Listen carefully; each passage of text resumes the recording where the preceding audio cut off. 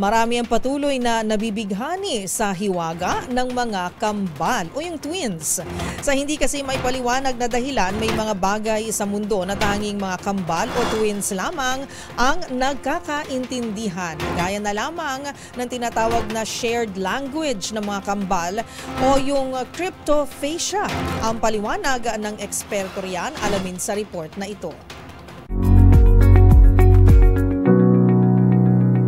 Hindi man palaging magkasundo o madalas mang naikukumpara sa isa't isa, may mga bagay sa mundo na mga kambal o twins lang ang nakakaintindi.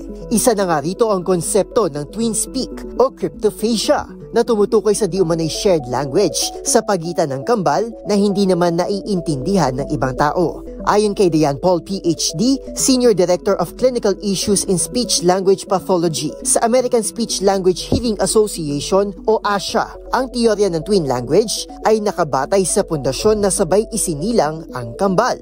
Dumaraan anya mga bata sa phase ng speech development kung saan pinapasimple at ina-approximate nila ang mga salitang hindi pa nila kayang bigkasin. Halimbawa nito ay ang proto-word na wawa na tumutukoy sa water o tubig.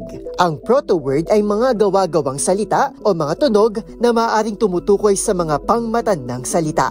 Dito nabubuo ang tila secret language sa pagitan ng kambal lalo't maliban sa ginagaya nila ang kilos ng mga nakatatanda, gayon din ng isa't isa dahil palagi rin silang magkasama.